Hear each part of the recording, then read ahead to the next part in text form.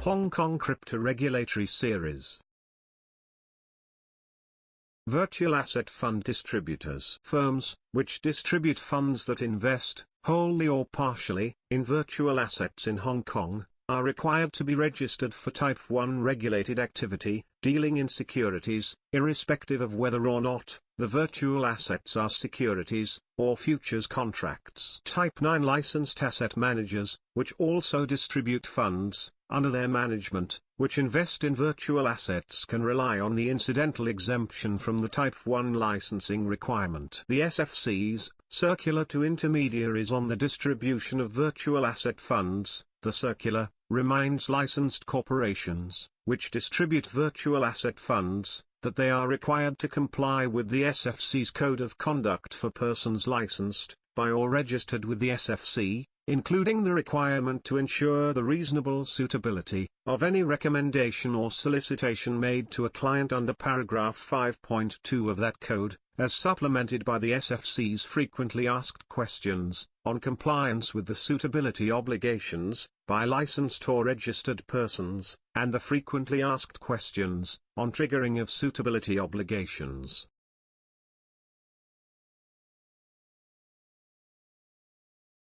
The circular also sets out additional requirements, which apply to distributors of virtual asset funds which 1. Are not authorized by the SFC for retail distribution under Section 104 of the Securities and Futures Ordinance. And 2. Have a stated investment objective of investing in virtual assets, or intend to invest, or have invested more than 10% of their gross asset value, in virtual assets, i.e., funds, which the licensed corporation knows, or should reasonably have known, to be investing more than 10% of their gross asset value, in virtual assets at the time it distributes the fund, unless it has been advised that the fund manager intends to reduce the fund's investment in virtual assets to below 10% of the fund's gross asset value, in the near future. The investment in virtual assets may be direct, or indirect, i.e., through fund of funds, and funds, which invest in derivatives, for example, total return swaps, with virtual assets as the underlying.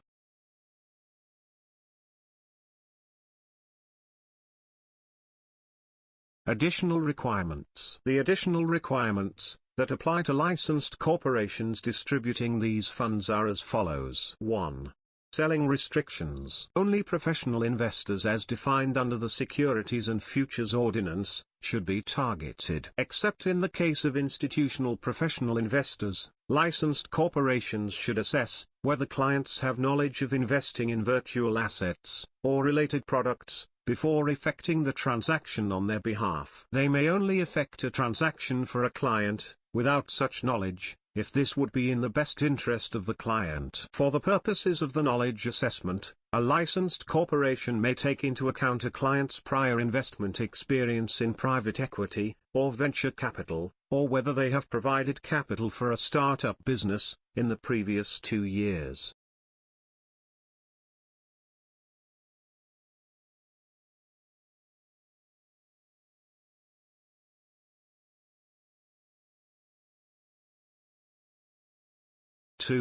Concentration assessments. A particularly difficult obligation on licensed corporations is a requirement that they must consider the aggregate amount to be invested by a client in virtual asset funds to be reasonable given the client's net worth. 3. Due diligence on virtual asset funds not authorized by the SFC. Licensed corporations will need to conduct extensive due diligence on non-SFC authorized funds, their fund managers, and parties providing trading and custodian services to the funds. Where licensed corporations distribute third-party funds, their compliance with these obligations will depend on the willingness of the various parties to disclose the required information. The assessments licensed corporations will be required to make are difficult, given the lack of developed standards in the industry.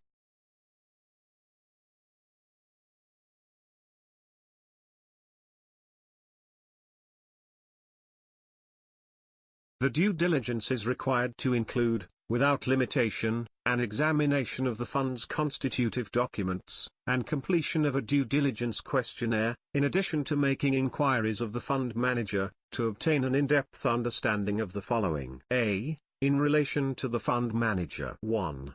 General. Its background, relevant experience and, where applicable, the track record of its senior management, including its chief investment, operation, risk and technology officers, its regulatory status, for example, whether the fund manager is subject to any regulatory oversight, and its robustness. And its compliance history, for example, whether any disciplinary or regulatory actions have been taken against it by any regulatory authorities.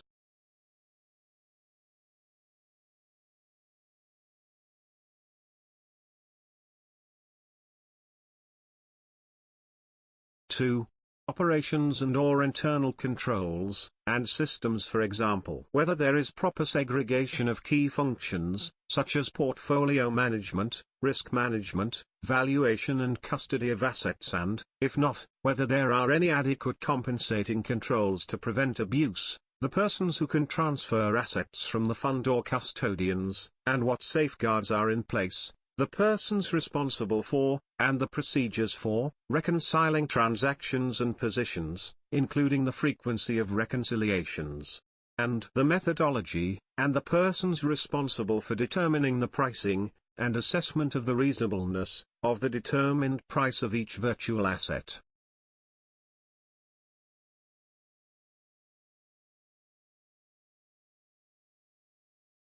Three. IT system. Its IT infrastructure, for example, in terms of security and access management. 4.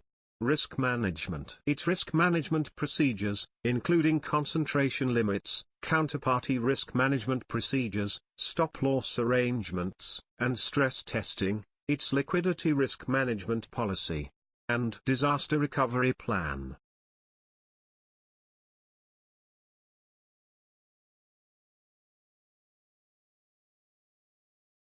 B. In relation to the fund. 1. The fund's targeted investors. 2. List of instruments the fund intends to trade, or invest in, and any limitations on the size of its holding of ICO tokens, pre-ICO tokens, or other illiquid, or hard-to-value instruments. 3. Its valuation policy, especially for ICO tokens, pre-ICO tokens, or other illiquid, or hard-to-value instruments. 4. The custody arrangement for the fund assets, including the policy on the allocation of assets to be kept at different host locations, such as exchanges, custodians, hot storage, cold storage. 5. Its use of leverage and derivatives.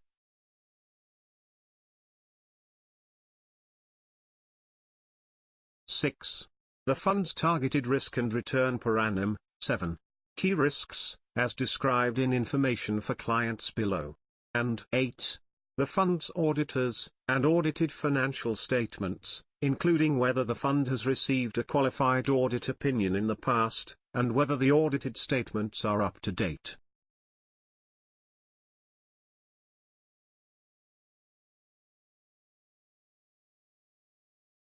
C. In relation to the fund's counterparties. 1.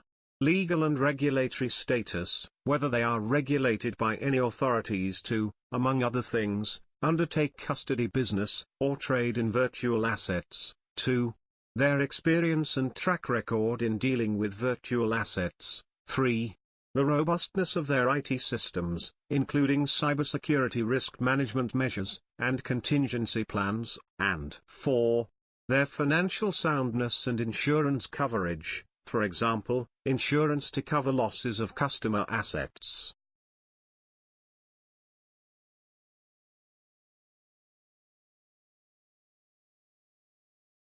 Four.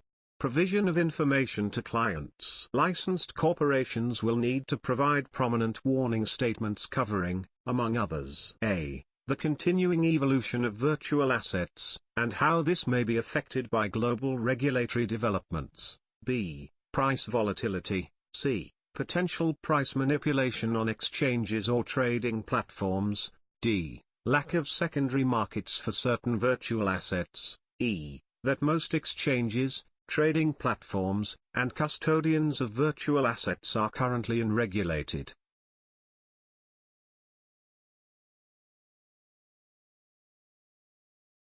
F. Counterparty risk when effecting transactions with issuers, private buyers and/or sellers, or through exchanges or trading platforms. G. The risk of loss of virtual assets, especially if held in hot wallets.